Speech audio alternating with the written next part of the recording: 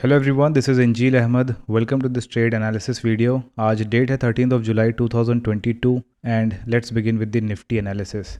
तो जो trend line हमने कुछ दिन पहले ड्रॉ करी थी और ये भी हमने डिस्कस किया था कि हो सकता है कि जिस मोमेंटम से निफ्टी इतने तेज़ी से बार बार बढ़ रहा है ऊपर, तो एक ना एक दिन इस ट्रेंड लाइन का हम ब्रेक डाउन देखेंगे। और आई थिंक एक दो दिन के अंदर हमने ये ब्रेक डाउन देखा। और थोड़ा जूम आउट करते हैं तो यहाँ पे दिखेगा कि एक पहले का गैप है जिसकी तरफ मार्केट जा सकता था, जो एक्सपेक्टेड था थोड़ा, अगर इसी ट्रेंड लाइन में ये कंटिन्यू करता तो। बट फिलहाल इस ट्रेंड लाइन को ये यहाँ ब्रेक कर चुका है। कल के दिन हमने एक डाउनवर्ड मूव देखा और आई थिंक जो कल के दिन एग्जिट नहीं कर पाए होंगे अपने पोजिशनल शॉर्ट ट्रेड से, वो आज के दिन उन्होंने एग्जिट किया होगा। उनके एग्जिट करने के कारण हो सकता है ये गैप देखने को मिला हो। उसके बाद प्राइस वहाँ से सीधा नीचे आ गया। और जो लोग ट्रेंड ट्रेडिंग करते हैं, अगर उन्होंने अपने ट्रेंड ट्रेड्स ले लिए होंगे इनिशियल 1 आवर में, तो हो सकता है कि वो फेक एंट्री में एंटर कर गए होंगे और उनका स्टॉप लॉस हिट हो गया होगा। बट फर्स्ट आवर के बाद जितने भी ट्रेंड ट्रेडिंग वाले सेटअप्स बने हैं पूरे निफ्टी 200 में, सारे के सारे काफ़ी अच्छे चले हैं। सो आज का दिन ट्रेंड ट्रेडर्स के लिए भी काफ़ी अच्छा था, रिवर्सल वालों के लिए भी काफ़ी अच्छा था। जिस टाइम पे मैं ट्रेड ले रहा था तो मेरे सारी ट्रेड्स जो हैं वो 9:45-50 के अंडर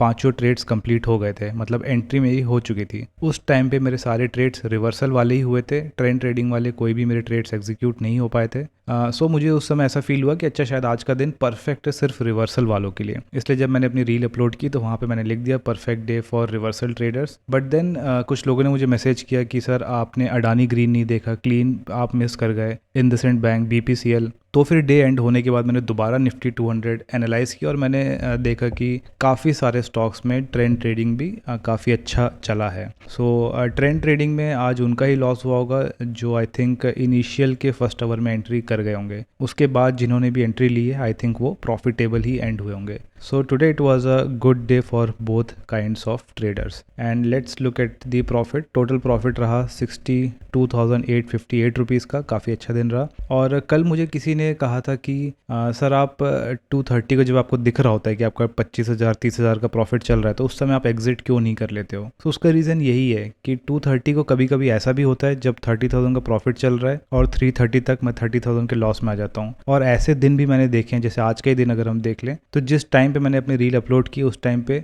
30 के आसपास का प्रॉफिट चल रहा था। उसके 15 मिनट बाद 45 का हो गया और डे एंड होते होते 60,000 का प्रॉफिट हो गया। सो डे एंड तक क्या होने वाला है कोई भी पहले से प्रिडिक्ट नहीं कर सकता है। अगर आपका लेट्स से रूल है, आपके सेटअप के अकॉर्डिंग ही ये रूल है कि आपको 230 को एग्जिट करना है, तब आप कर लो। बट अगर आपका रूल 315 का है तो एक एक दो दो दिन में क्या थोड़े बहुत चेंजेस होते हैं, उसके अकॉर्डिंग बार बार रूल्स चेंज नहीं करना चाहिए। और ये जो हैबिट है ना कि लेट्स से कि मैंने आज देखा कि 230 को मेरा लेट्स से 1 लाख का प्रॉफिट चल रहा है और 315 तक मेरा लॉस हो गया, तो लोग क्या करते हैं एक दिन के एक्सपीरियंस से ही अपना नया रूल बना लेते हैं और वो अच्छी आदत नहीं है। उससे क्या होगा कि आप हर दो तीन दिन में नए नए रूल्स बनाते रहोगे। अगर हर कुछ दिन में आप नए रूल्स बनाओगे तो आपको अपनी ट्रेड्स में कंसिस्टेंसी नहीं दिखेगी। तो आपकी ट्रेड्स में कंसिस्टेंसी होनी चाहिए, तब जाकर तो आप जज कर पाओगे कि आपकी स्ट्रैटेजी अच्छी है कि नहीं। और इसीलिए बार बार रूल्स चेंज नहीं करना चाहिए। सिंपल रूल बनाओ, जब उस पर आप 3 महीने 4 महीने 6 महीने टेस्ट कर लो, आपको पता चल जाए कि अच्छा ये ठीक काम कर रहा है, उसके बाद एक्सपेरिमेंट्स करना चालू करो कि एक आध रूल नया ऐड करके देखते हैं, फिर एक नया रूल ऐड करके देखते हैं। तो जब भी कुछ आपको ऐड करना है या रिमूव करना है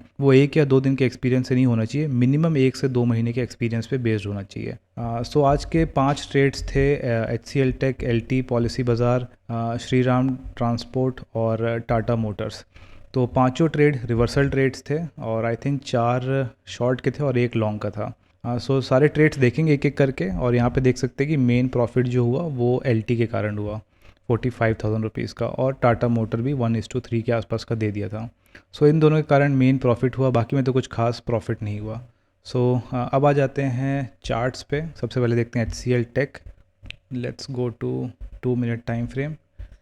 2 मिनट टाइम फ्रेम मैं इसलिए शो करता हूँ क्योंकि इसमें प्राइस एक्शन ज़्यादा क्लियरली समझ में आता है। ऑल्दो जब मैं खुद ट्रेड करता हूँ उस टाइम पे 5 मिनट का टाइम फ्रेम यूज़ करता हूँ। तो जो भी मेरे रिवर्सल वाले सेटअप्स हैं उनमें आपने ये कॉमन चीज़ देखी होगी, पहले भी मैं डिस्कस कर चुका हूँ कि वन डायरेक्शनल मूव आया, उसके बाद प्राइस यहाँ पे एक रिजेक्शन फेस किया। पहली बार प्राइस ऊपर गया, दोबारा अपने करंट डे लो को इसने टेस्ट किया, यहाँ पे दोबारा एक रिजेक्शन दिखा। उसके बाद जब प्राइस दोबारा मूव किया, मतलब काइंड ऑफ डबल बॉटम बनाता हुआ दिख रहा है। वन डायरेक्शनल मूव, पहला स्पाइक, दोबारा हमने टेस्ट किया सेम लेवल को, दोबारा एक स्पाइक। तो जैसे ही इस स्विंग हाई का हाई ब्रेक होगा यहाँ पे बाई करना है, यहाँ पे अपना स्टॉप लॉस रखना है। तो काफ़ी सिंपल सेटअप ही यहाँ पे यूज़ किया जा रहा है। तो यहाँ पे मेरी एंट्री हो गई, यहाँ मेरा स्टॉप लॉस था और डे एंड तक मैंने छोड़ दिया था। Although last to last week मैंने बात करी थी कि मैं ट्रेलिंग करना स्टार्ट करूँगा, बट अनफॉर्चुनेटली जो मेरे दूसरे सेटअप्स हैं, एल्गोरिदमिक सेटअप्स हैं, उनको अभी फ़िलहाल मुझे मैनेज करना पड़ रहा है, इसीलिए कुछ टाइम और शायद मैं ट्रेलिंग ना कर पाऊँ। इन केस इसमें मैं अगर ट्रेल करता तो पहले यार ट्रेल यहाँ करता, उसके बाद शायद यहीं कहीं डे एंड हो जाता, क्योंकि दोबारा कोई ट्रेलिंग का मौका मिला नहीं। मतलब प्राइस ऐसा ऊपर गया, स्विंग लो बनाया, एक नया हाई बना दिया। तो जैसे ही ये हाई बनता मैं अपना स्टॉप लॉस यहाँ से ट्रेल करके यहाँ रख देता। मतलब ये मैं हाइपोथेटिकली बता रहा हूँ, अगर मैं ट्रेल कर रहा होता तो। उसके बाद प्राइस वापस नीचे आ गया, दोबारा इस हाई को ब्रेक नहीं किया, तो मेरा स्टॉप लॉस जो है वो ट्रेलिंग वाला यहीं पे डे एंड तक रहता। Next trade was in LT और इसमें काफ़ी अच्छा मोमेंटम आ गया, स्टॉप लॉस के पास एक बार को प्राइस पहुंच चुका था। सो यहाँ देख सकते हैं वन डायरेक्शनल मूव है, एक गैप अप ओपनिंग है, ऊपर के साइड से एक रिजेक्शन देखने को मिला इस पॉइंट तक। तो जब प्राइस इतना कुछ शो करता है यहाँ तक, इस पॉइंट तक तो मुझे आइडिया नहीं रहता कि इसमें रिवर्सल ट्रेड लेना है कि नहीं लेना है। बट जब प्राइस दोबारा इसी जहाँ पे विक्स बनी हुई है इसी एरिया को दोबारा टेस्ट करके फिर लौटता है, तब मुझे आइडिया लग जाता है कि ठीक है, इसमें अब रिवर्सल ट्रेड लिया जा सकता है। सो यहाँ पे भी यही हुआ है कि बहुत टाइम तक प्राइस बार बार ऊपर वाले लेवल्स पे रिजेक्शन फेस कर रहा था। उसके बाद अगर यहाँ पे आप देखो तो इस वाले लेवल के नीचे यहाँ पे मैंने शॉर्ट किया था और इसी स्विंग हाई के ऊपर मेरा स्टॉप लॉस था। तो पहला स्विंग हाई यहाँ बनाए, फिर दूसरा स्विंग हाई यहाँ बनाए, फिर तीसरा स्विंग हाई यहाँ बनाए। तो ये थर्ड वाले स्विंग हाई के ऊपर मेरा स्टॉप लॉस था, यहाँ मेरा एंट्री हुई और इसी वाले लेवल के काफ़ी क्लोज एक पॉइंट पे प्राइस पहुंच चुका था, बट स्टॉप लॉस हिट नहीं हुआ, उसके बाद नीचे कंटिन्यू कर गया। अब ये एक ऐसा ट्रेड है जिसमें अगर मैं स्टॉप लॉस ट्रेल करता तो आप देखो कि प्राइस ऐसा गया है, फिर कुछ टाइम तक इस रेंज में रहा, इस पॉइंट तक मेरी एंट्री हो चुकी थी, उसके बाद प्राइस यहाँ आया, तो मेरी एंट्री यहाँ पे हुई है। मेरी एंट्री होने के बाद जब प्राइस दोबारा एक नया लो बनाया, उसके पहले आप देखो कि स्विंग हाई कहाँ बन रहा है, यहाँ पे बन रहा है। तो अगर मैं ट्रेल करता इस वाले केस में तो यहाँ कहीं अपना स्टॉप लॉस ट्रेल करता और बाद में ये स्टॉप लॉस यहाँ पे हिट हो जाता। तो ट्रेलिंग करने के फ़ायदे भी हैं, घाटे भी हैं, बट आई थिंक अगर आप एक लॉन्ग टर्म में देखो तो आपको ट्रेलिंग करने का फ़ायदा ही दिखेगा, क्योंकि ट्रेलिंग करने से आपके ड्रॉडाउन बहुत कम हो जाते हैं। मतलब 3 तरीके होते हैं अपने टारगेट्स रखने के। एक होता है कि आप जैसे 1:2 रख दो, 1:3 रख दो, ठीक है। ये आई थिंक उनके लिए अच्छा रहता है जो बहुत ही बिगिनर्स हैं, जिनको ज़्यादा कोई रूल नहीं पता, जिनको प्राइस एक्शन नहीं पता, उनको ये सजेस्ट किया जाता है कि 1:2, 1:3 पे आप एग्जिट कर लो। दूसरा तरीका सोच सकते हैं कि आप डे एंड तक छोड़ दो, कि आपने एंट्री ले लिया, आपने अपना स्टॉप लॉस प्लेस कर दिया, आपने डे एंड तक छोड़ दिया, अब जो होगा वो 315 को देखा जाएगा।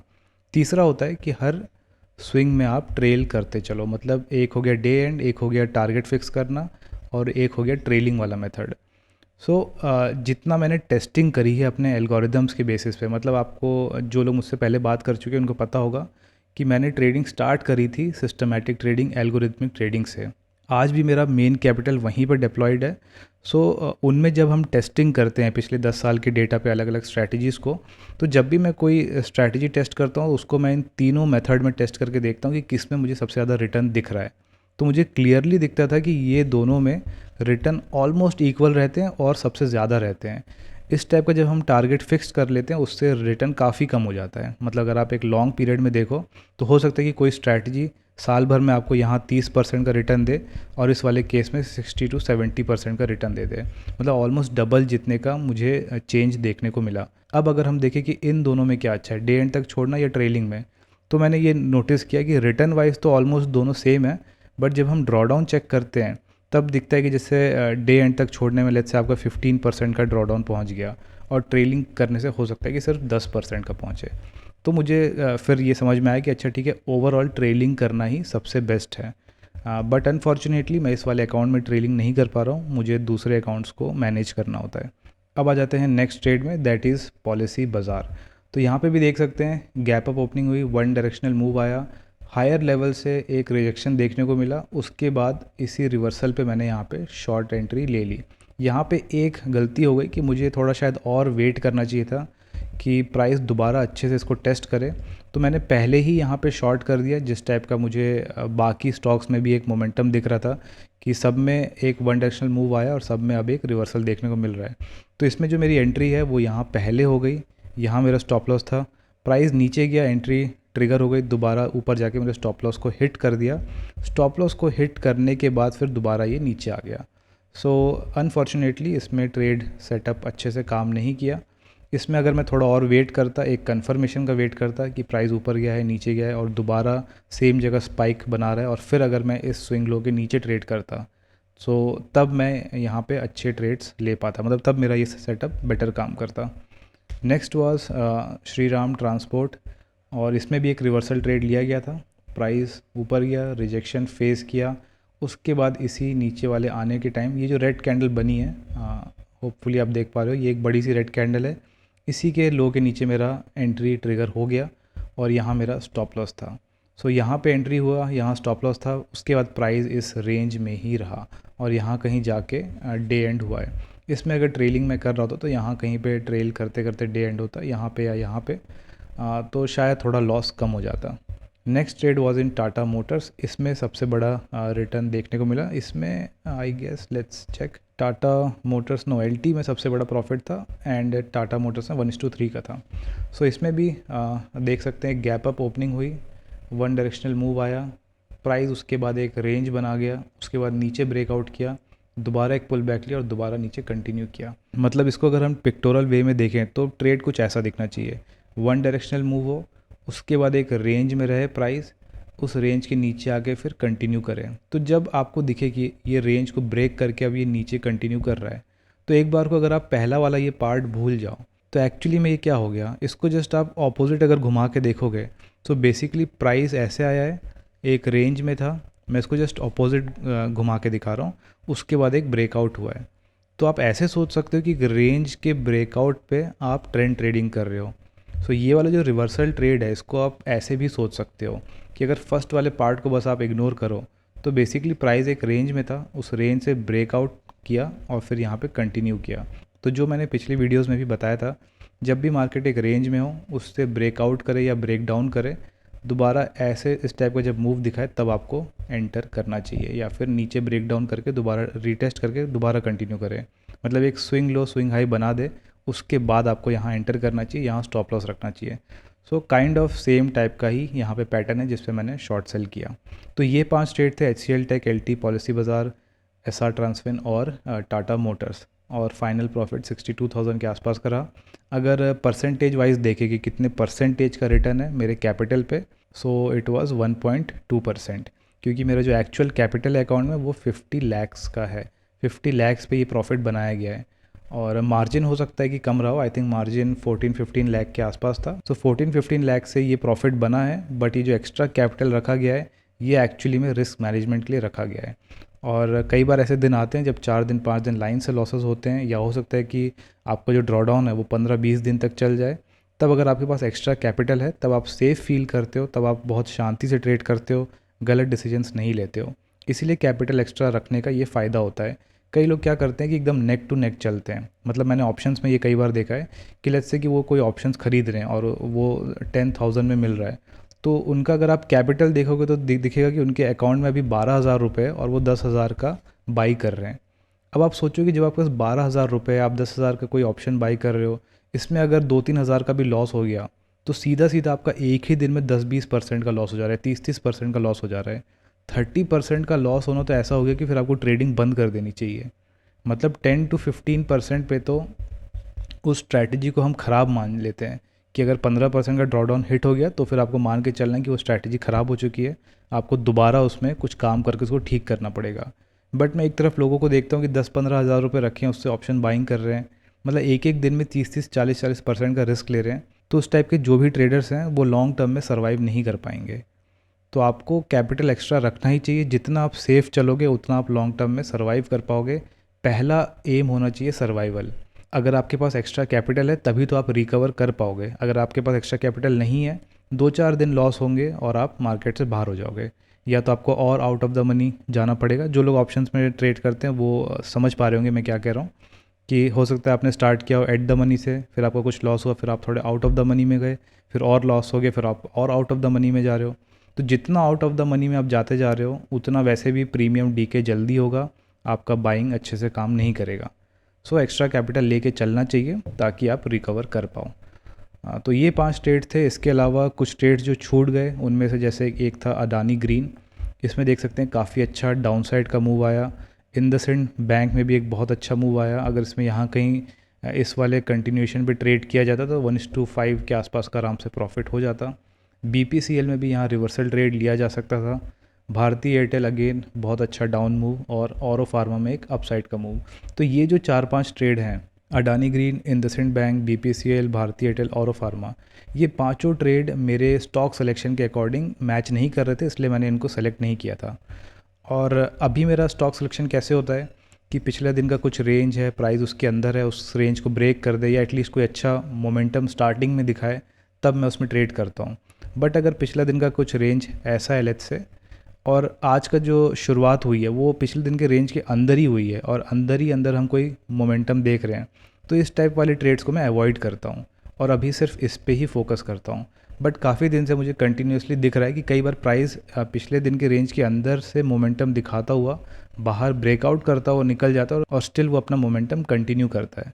तो अब इस टाइप के दिन को भी मुझे अगर अपने स्टॉक सिलेक्शन के अंडर लेना है तो कोई नया मेथड फिगर आउट करना पड़ेगा। अब आप में से ऐसे बहुत लोग होंगे जो शायद प्रॉफिटेबल नहीं होंगे, तो उनको ऐसा नहीं करना चाहिए कि हर टाइप के स्टॉक्स को कैप्चर करने का सोचना चाहिए। आपको क्या सोचना चाहिए, कोई एक सिंपल मेथड पकड़ो। लेट्स से कि आप इस वाले मेथड पे ही काम कर रहे हो कि पिछले दिन के रेंज के बाहर जब स्टॉक का प्राइस है तो ही मुझे ट्रेड करना है, तो उस पर ही फोकस करो। जब इसमें आप प्रॉफिटेबल हो जाओ, जब आपको ये मेथड सिंपल लगने लगे, तब आपको नई एनालिसिस, नए स्टॉक सिलेक्शन के मेथड ऐड करना चाहिए। तो मेरा आई थिंक वो वाला पॉइंट आ चुका है जहाँ पे अब मुझे ये वाली ट्रेडिंग जो है, जो अब तक मैं करते आया हूँ, वो मुझे अब सिंपल फील हो रहा है क्योंकि मैंने उस पर काफ़ी प्रैक्टिस कर रखी है। अब मैं सोच सकता हूँ कि चलो 1-2 मेथड और ऐड किया जाए, एक आध मेथड या स्टॉक सिलेक्शन का या फिर ट्रेडिंग का कोई और नया सेटअप ऐड किया जाए। तो आपको भी एक साथ सब कुछ देखने की ज़रूरत नहीं है कि आप हर टाइप के स्टॉक्स को सेलेक्ट कर पाओ। सिंपल रखो, पहले एक चीज़ आपकी कंप्लीट हो गई, एक जगह प्रॉफिटेबल हो गए, उसके बाद धीरे धीरे ऐड करो। ठीक है, तो ये कुछ 5 ट्रेड्स थे। इसमें मैं फिगर आउट करने की कोशिश करूँगा, इनको मैं नोट करते जा रहा हूँ ताकि बाद में मैं देख पाऊँ कि अच्छा पिछले 20 दिन में ये स्टॉक्स थे जिनमें अंदर से प्राइस एक्शन स्टार्ट हुआ और वो कंटिन्यू हुआ, तो उनमें मुझे क्या कॉमन दिखता है, उसके अकॉर्डिंग मैं एक नया स्टॉक सिलेक्शन का रूल बना सकता हूँ। सो ये ट्रेड्स थे और फाइनल प्रॉफिट 62,000 रुपीज़ का था। आई होप कि मार्केट ऐसे ही थोड़े और मोमेंटम दिखाता रहे, क्योंकि अभी वाला मार्केट कैसे हो गया है कि एक दिन लॉस होगा, फिर 2 दिन लॉस होगा, फिर 3 दिन लॉस होगा, फिर शायद चौथे दिन भी लॉस हो जाए, फिर 5वें दिन जाके आपको एक बड़ा प्रॉफिट मिलेगा। तो 4 दिन का लॉस हैंडल करने के लिए आपके पास अगर कैपिटल है या फिर अगर आपने रिस्क बहुत कम रख रखा है, तभी जाके आपको वो आप 5वें दिन तक सर्वाइव करोगे और तब जाके आप वापस प्रॉफिट में आ पाओगे। तो आप मान के चलो अभी वाला मार्केट कैसा है, 3 से 4 दिन लाइन से लॉस, फिर एक बड़ा प्रॉफिट, फिर 3-4 दिन लाइन से लॉस, फिर एक बड़ा प्रॉफिट। तो आपको बड़े प्रॉफिट तक सर्वाइव करना है, उसके लिए 4 दिन के लॉस को हैंडल करने लायक कैपिटल होना चाहिए, रिस्क कम होना चाहिए। तो अगर आप इस प्लान को फॉलो करते रहोगे तो जैसा भी अभी मार्केट चल रहा है उसमें भी आप सर्वाइव कर जाओगे। आप हर महीने या तो प्रॉफिट में रहोगे छोटे से, या एटलीस्ट ब्रेक इवन पे रहोगे, लॉस नहीं होगा बड़ा। So that was it for today. I hope you find this video informative, and as always, thanks for watching.